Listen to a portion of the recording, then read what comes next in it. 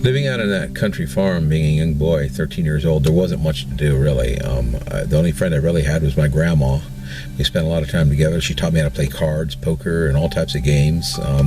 We killed a lot of hours together. Also had my dad was, I guess he was company, but he was really rather an abusive man. I don't know how else to say it. He used to beat his kids, okay? And beat them good. And Grandma was playing cards with me one night, and she says, your dad shouldn't lay a hand on you. That just makes me so mad when he does that. And I said, I know.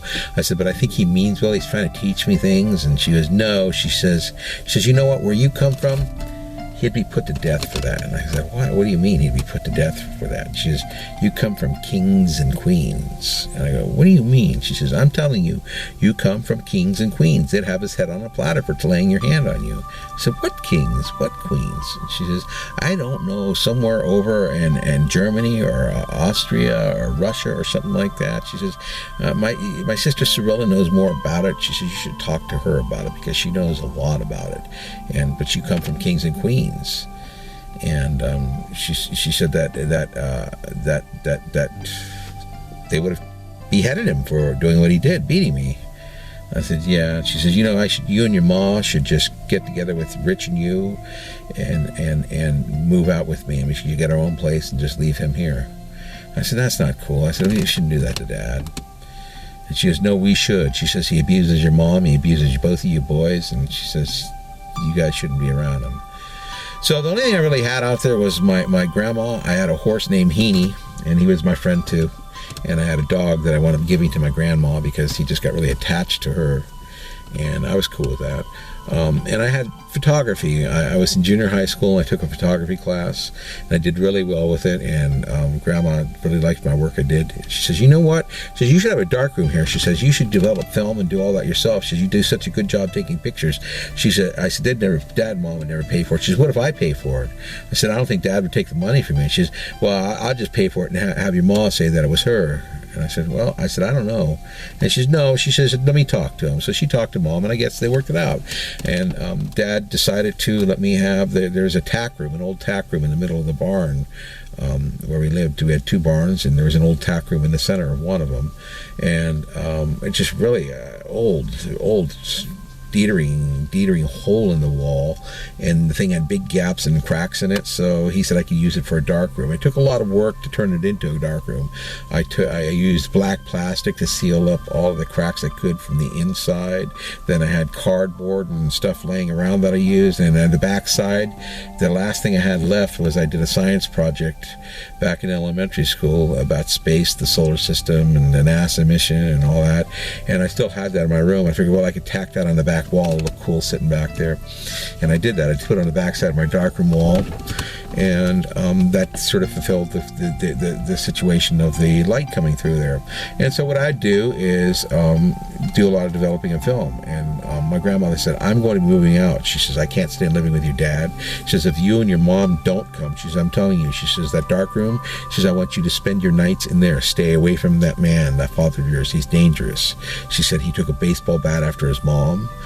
He did bad things, very bad things as a boy. She says, he's a very dangerous man. I said, he didn't do that. She says, yes, he did. She says, don't let anybody fool you. He's very dangerous. And he wasn't very nice to me. No, I loved him, but he wasn't very nice to me, and I honor him. He's my dad. I still love him to this day, even though he's gone. But he had that way about him, and all of us kids agreed. So I did. Grandma moved out, and I wound up leaving me and Rich there with him. And Rich, my older brother, was pretty much gone. He'd pretty much got his driver's license by then and was out with friends. He made sure he was very scarce around there. Was never there, and he had a job, so left me out there. My mom would go to work at night. My dad would be out there, and it was like a haunting. I can't even explain the feeling that you get from this, of being out there with a man like that in the middle of nowhere. So I went out to my darkroom one night, and it wasn't a school night, because I wasn't allowed to be out there that late on a school night. Usually on weekends I was allowed to stay out there till midnight, then I had to be in. So I was out there developing film, staying out there, listening to a little music on my radio, and lo and behold, I had a little wind-up alarm clock, and I used to put a towel over it, so I don't think it would have, but just so it wouldn't expose film or expose the paper or anything, so I'd keep it covered. And then in between doing developing, after fixing my picture, I look up and I see it's like 5 minutes to midnight. I figure I better get out of here. I gotta get in. So I turn off my radio, I grab my drums of stuff that I use for color work, and I go to head in the house. I've got my arms full with my stuff, and I just go out of my dark room, and I put a padlock on the doors. I step out of my dark room inside the barn, and with that I go to head to the door. And as I get to the door, I heard a noise in the back of the barn. I guess the only way I can describe the noise, it almost sounded like kids running back there, little kids playing, and like, who's there? Who's there?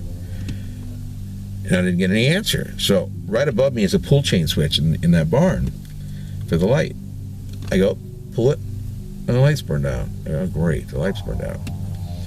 And I'm staring back and I go, who's there? And by then I'm opening the barn door, creeping out the door as I'm asking who's there.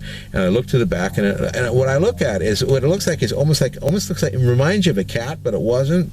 I see this face, and it is turning its head sideways and going like this, and it's like examining me, and I see these big black eyes. So that's not a cat. And it was like it was on all fours, but it was up on top of the stall, looking around it with its head peeking around the corner. It had a long neck, and it just kept staring at me, and just like this. And as it's doing that, I'm examining it, wondering what. And I go, who are you? What are you? And it just keeps staring at me. And it's like, it was, all I could see was the skin I could see it was like a gray skin. I could see it was like very shiny. It was a shiny skin, and it had big black eyes. That's about all I could see of this creature, whatever it was. I thought, and I knew it wasn't a cat. I didn't know what I really thought it was. I know now what it was. It was an alien. And I remember freaking. I took off. I just slammed that door shut in the barn, and I went flying through the parking lot. And as I cut through the gate to the house there, I hear almost like echolocation, like a mammal would use, like a dolphin or a whale, what they use, that, or the way they depicted it in these shows, Underwater World and stuff like that.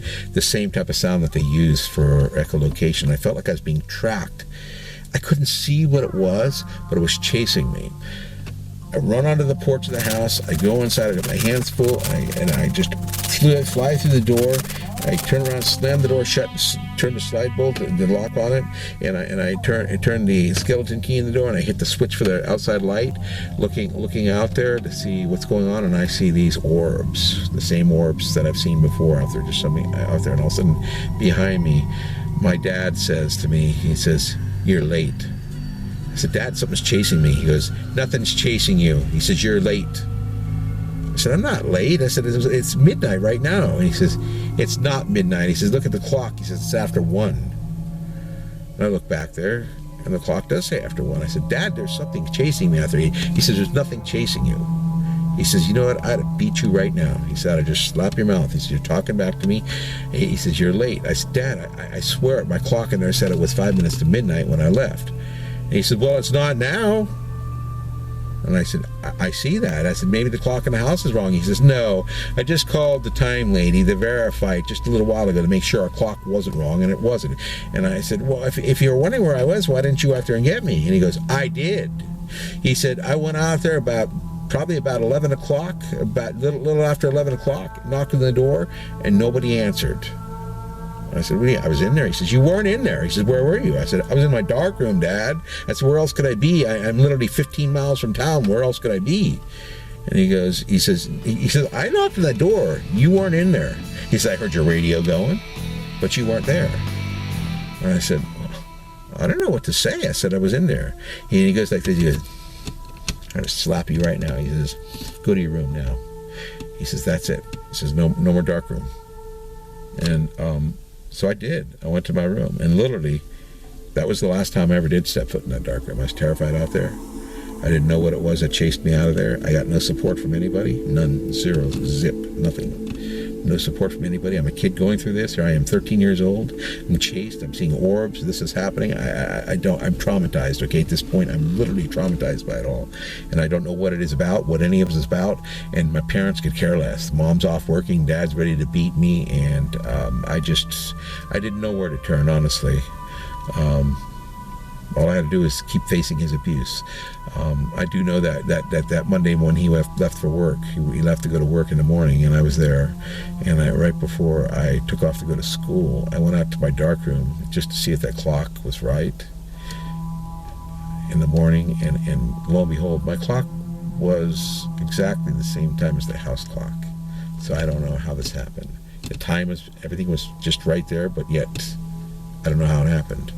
There's literally an hour, at least an hour, if not more, of missing time there that I can't account for, because as far as I knew, I was developing film and had the pictures to prove that I actually developed stuff. So I don't know. How does this happen? It's confusion. Leaves us confusion. That's what I've learned.